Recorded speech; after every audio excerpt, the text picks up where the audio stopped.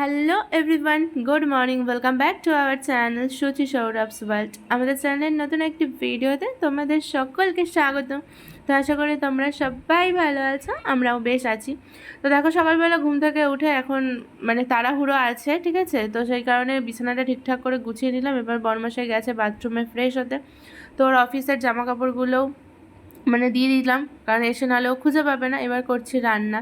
তো ভাতটা তো একদিকে হয়ে গেছে, আর একদিকে তরকারি ভাজা যা আর কি টিফিনে দেবো সেটা বানাচ্ছি। তো যেহেতু অনেকটা দেরি হয়ে গেছে, তো বরমশাই বললো যে তুমিও আজকে টিফিনটা খেয়ে নাও।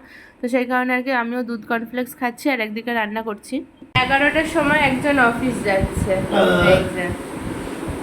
এই একটু পরে উঠবো, একটু পরে উঠবো, তুমি এখন উঠতে হবে না, একটু পরে এই সেই করে করে এখন এই যে 10:40 মতো হয়ে গেছে, এখন বেরাবে। তাও দেখো পার্স নেয়নি। রুমাল নিয়েছো? এই যে পারফিউম নিয়ে দাঁড়িয়ে আছে, এগুলো মাখবে। জুতো পরে রেডি, এগুলো এখনো নেয়নি। ধরো,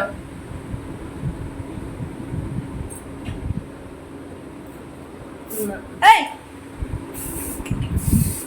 দেখ কেমন পারফিউম খাওয়ালে কিরকম হয়। পারফিউম আমি তোমাকে কবে খাওয়ালাম? ধরো, আমি নাকি ওকে পারফিউম খাওয়াই? কিছু একটা বলে দিলেই হয়ে গেল। যা ভাগ। বোতল দিয়ে জল। এত দেরিতে, হ্যাঁ এত দেরিতে বেরাচ্ছে, আমার কোনো কাজ হয়নি, জামা কাপড়গুলো ধোয়া হয়নি। যা ভাগ। এটা দাও, ফোনটা দাও। বর্মশাই গেল অফিসে, এখন এই 11টার মতো বাজে, বুঝলে? এখনো হচ্ছে আমাকে এই জামা কাপড় ধোবো। আর যাওয়ার সময় যে দুটো 5 টাকা দিয়ে গেছে, তাই এই যে ঠাকুরের এই ঘরটার মধ্যে ভরে দিলাম। আর কি, টিফিন তো খাওয়াই হয়ে গেছে আজকে। আজকে আর যেহেতু দেরি হয়ে গেছে, ওর জন্য আর আগে টিফিন খেয়ে তারপরেই রান্না করলাম। এবার চলো জামা কাপড়গুলো ভিজে, জামা কাপড়গুলো ধুয়ে নিই, নাহলে আবার শুকাবে না। অবশ্য শুকিয়ে যাবে, যা রোদ আছে শুকিয়েও যাবে। তাহলে জামা কাপড়গুলো ধুই। বর্মশাই চলে গেলে অফিস, আমি কিছুক্ষণ বসে তারপর এখন দেখো চলে আসলাম জামা কাপড়গুলো ভেজাতে। কারণ ভাবছি যে একেবারে স্নান করে নেবো, কারণ বর্মশাই বেরিয়েছেই অনেকটা দেরিতে, কারণ আরও যদি দেরি করি আমারও দেরি হয়ে যাবে। সেই কারণে দেখো জামা কাপড়গুলো ধুয়ে এবারে মেলে দেবো। ঘর ঝাড় দেওয়া, ঘর মোছা সমস্তটাই কমপ্লিট হয়ে গেছে এইগুলো। এবার আরও যা কাজ আছে সেগুলো করব। আর এই ঘরের মধ্যে তো জামা কাপড় মেলতে হয়, সেটা তোমরাও জানো, তাই করছি আর কি।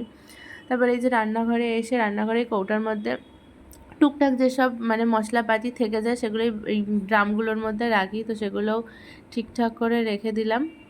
আর কি, কাজ তো একটা সংসারে থেকেই থাকে, সেগুলোই করছি আর কি একটু একটু করে।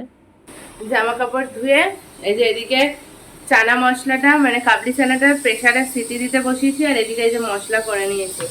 পেঁয়াজ, আদা, রসুন, টমেটো, আলু সব রেডি কাটাকুটি করে। আর এদিকে এটা সিটি দিয়ে সিদ্ধ হোক, তারপরে আর কি এটা বানিয়ে তারপরে স্নান করবো। এদিকে এই যে অল্প, আজকে খুব বেশি জামা কাপড় ছিল না আমার, এই আমি যেটা পরে আর কি বিকালবেলা কালকে গেছিলাম ওটা, আর বর্মশাইয়ের অফিসের জামা কাপড় তো ধুলাম। ধুয়ে টুয়ে এখন এই যে এটা সিদ্ধ হতে থাকুক, বসে থাকি।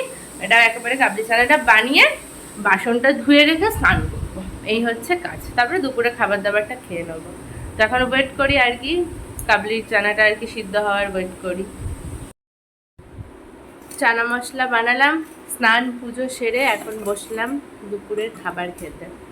দুপুরের খাবার দাবারটা খেয়ে রাতের, জানি আজকে যেহেতু চানা মশলা হয়েছে বরমশাই রুটি খাবে না, ও পরোটাই খাবে।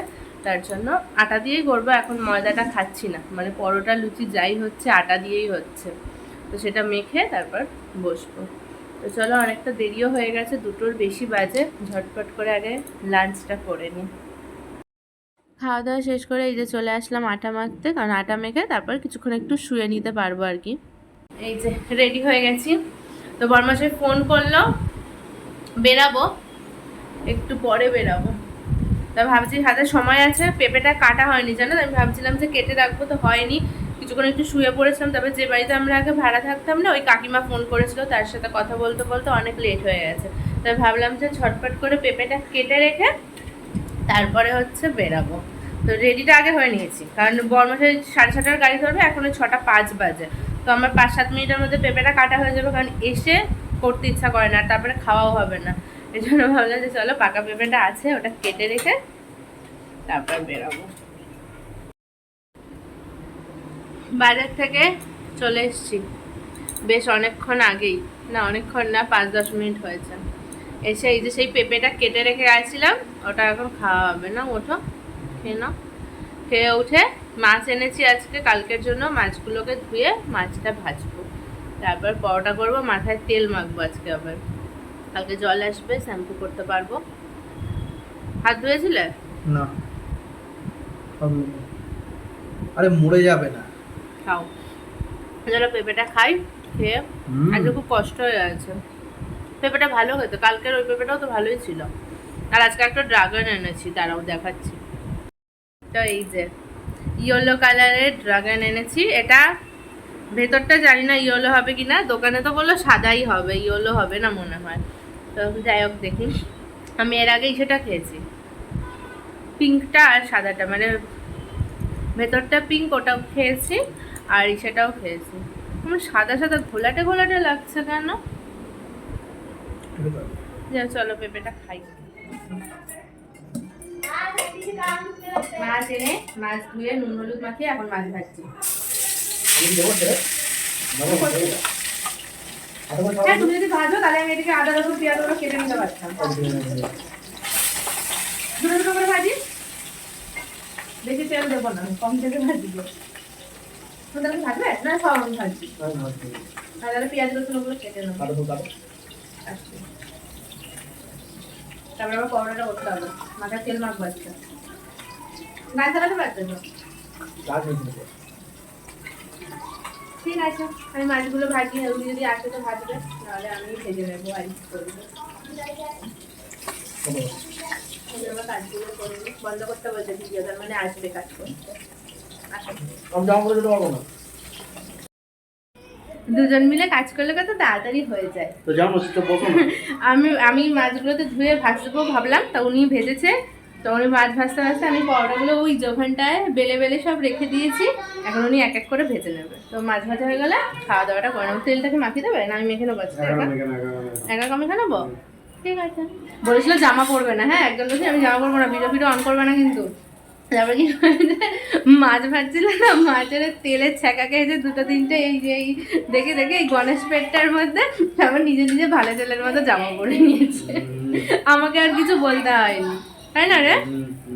নিজে নিজে তেলের ছ্যাঁকা খেয়ে জামা পরে নিয়েছে। এখন দেখো ভালো ছেলেটা পরোটা ভাজছে, আমি এখন বসি চুপ করে। এই যে আমাদের পরোটা রেডি, ওই বড়মশাইয়ের ভাজা পরোটা রেডি, আটার পরোটা, এর জন্য এখন কালচে কালচে হয়েছে। আটার পরোটাই ভালো। হ্যাঁ ময়দাটা আমরা এখন খাচ্ছি না। আর এই যে হচ্ছে ওটা কি চানা মশলা? চানা মশলা। আমি আমারটা নিয়ে নিচ্ছি, নিয়ে ওনাকে বাকিটা দিয়ে দেবো, উনি ওনার মতো খাবে। এতটা আমি খাবো? হ্যাঁ না তোমার তো তরকারি বেশিই লাগে। ওকে ওকে ওকে ঠিক আছে ঠিক আছে। ঢং করছো, খাও তো বেশি বেশি। ঠিক আছে এই যে আমারটা রেডি, বলছি একটুখানি পেঁয়াজ পাওয়া যাবে? নাও একটা নাও, একটা নাও। একটা লাগবে না, একটুখানি না না না তখনই ওই জন্য বললাম। হ্যাঁ দাঁড়া ওরম ভাবে কাটে না, ওরম ভাবে পেঁয়াজ কাটে না। দাও আমি দেখিয়ে দিচ্ছি, পেঁয়াজটা কাটতেও জানে না। সরো সব জঙ্গলি টাইপের স্টাইলে কাটবে, সাথে আঙুলটাও কাটবে। বাহ কাটা জানতে হয়, ঠিক আছে। সামান্য মাথায় বুদ্ধি। ঠিক আছে চলো খাবার দাবারটা খেয়ে নিই।